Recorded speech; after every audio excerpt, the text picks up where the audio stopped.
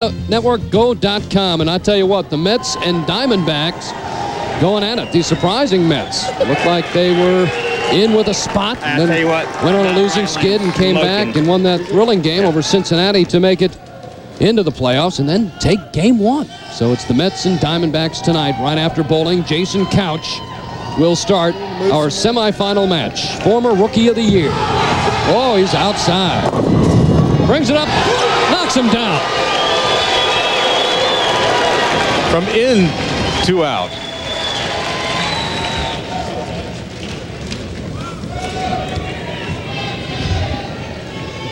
Danny-Wiseman has won a couple of thrilling ball games already. Now in the semifinal match, taking a deep breath. Now once again, the advantage goes to Wiseman. He's in tune with these lanes. He should be comfortable out there. Phil starts out with a nice strike. Wiseman, 2 opens in the last match. And you know, I talked to him in between games, and he looked over at me and says, I only had 2 opens the entire week. And then he has 2 in the same game. And I mean, to win that match after throwing away one spare would have been amazing, but he did it throwing away 2, which he was very fortunate bowling against Norm Duke to get away with that. Wiseman up in the second, looking for a quick double. Looking it out. Here it comes. Half 10. He's looking down at his hand. Just did that. That means he did not like the release. The ball did not come off his hand clean. Yeah, but I got to make the spare.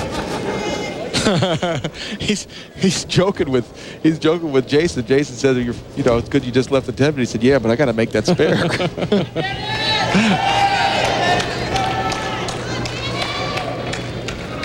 You got to think he's going to make this. Come on, it's a 10-pin.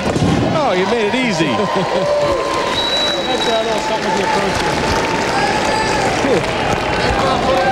Well, he's having problems with the approaches, and you know they're just a little bit sticky.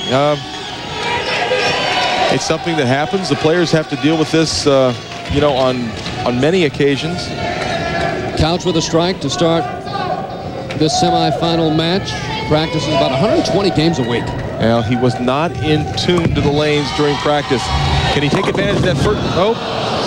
Was not able to take advantage. 5'10", 185. All right, now it's lucky time strike to take a look at Dexter footwork of the pros.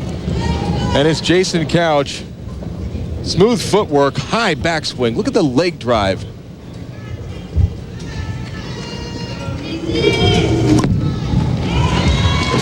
That's Dexter's footwork of the pros as Jason picks up the single pin spare, so no problems with the spares in this ball game. Well, not right now. I you know, that's just an aberration to see those kind of spares missed earlier.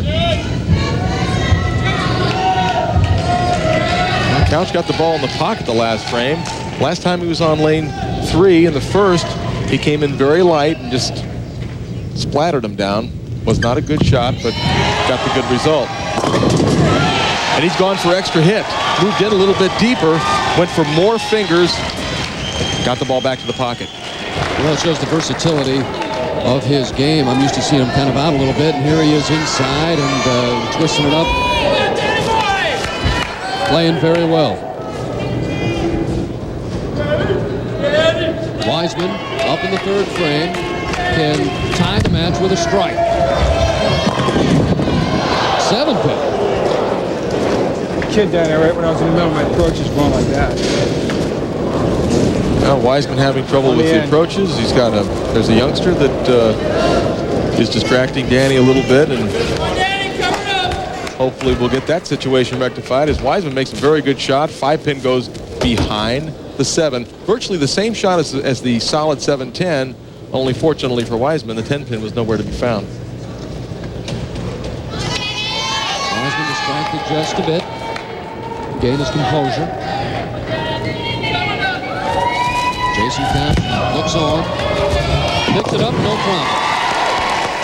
Show your PBA loyalty by becoming a member of the PBA Fan Club. Fan Club members receive quarterly newsletters which include the latest inside information on the PBA tours, tips and interviews with the pros, discounts on PBA merchandise, contests, and much more. Membership $14.95 plus $3 shipping and handling, and includes a PBA decal. For more information or to join, call 1-888-440-1340. Wiseman up in the fourth, and that's a strike. Now Wiseman seems to be getting himself back into the groove, calm down, better release.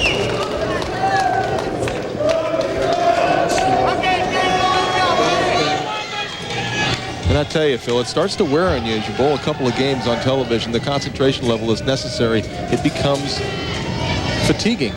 Couch, nice year, 14 cashes out of 18 tournaments. We've just started the fall tour here on ESPN. Ooh, leaves the 6 and the 10. The 8 pin was there for a second, almost the fast 7. Well, he's kind of scratching his head a little bit. He's unsure. You know, I talked with his ball rep, Del Ballard, prior to the telecast, and Del said, well, he's got a pretty good shot with one ball, but it's not what he would like. Picks up the spare. So Jason Couch now leads by 1 over Wiseman after 4.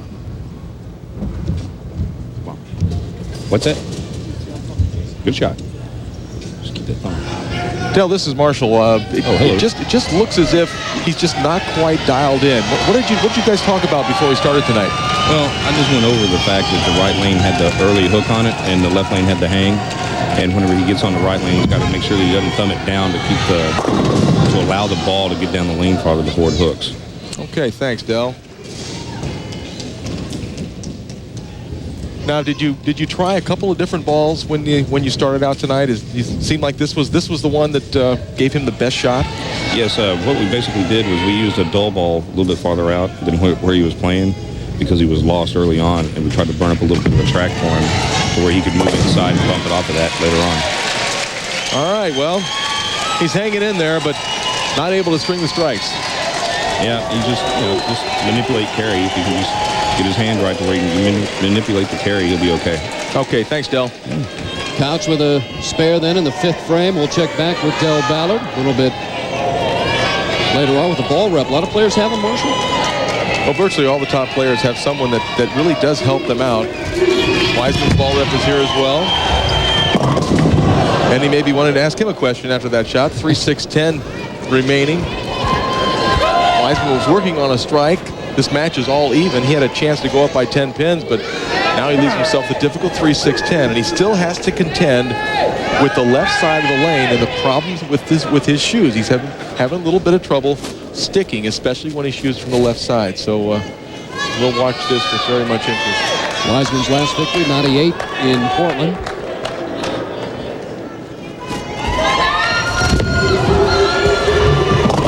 No problem.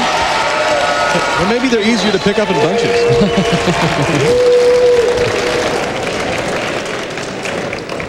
See Wiseman's footwork. 5 steps, starts with the left. Very smooth. Didn't seem to have any problem with sticking on that shot. So, and that makes it even tougher. If you can count on it all the time, that's one thing. But if you stick here and there, it can be a problem. Do you find when you shoot corner pins at times, some particular bowling centers? Yeah, I think it can be tougher for the corners. And speaking of corners, there's the 10 pin. Did you do that, Phil? Start talking about corner pins, and there they are. Black. You left a few in your career. Yeah. But the corner pins sometimes, when you move far in the lane, you have trouble sticking. Well, I think that's because not as many shots are thrown from there, so there's not as much sliding, and the surface doesn't get worn off as much. Wiseman goes for the 10 pin and picks it up. So Danny-Wiseman and Jason Couch, we got a battle going on here. Wiseman down just 1. 59-99. Could be. Could be the Mets and Yankees. What about the Sox? It's been since 1919. Is it their year? How about the Indians? Jason Couch. How about Jason Couch figuring out that right-hand lane? Join us next Tuesday when Norm Duke looks to defend his title against the world's greatest bowlers in the Brunswick Pro Source Open in Wichita, Kansas.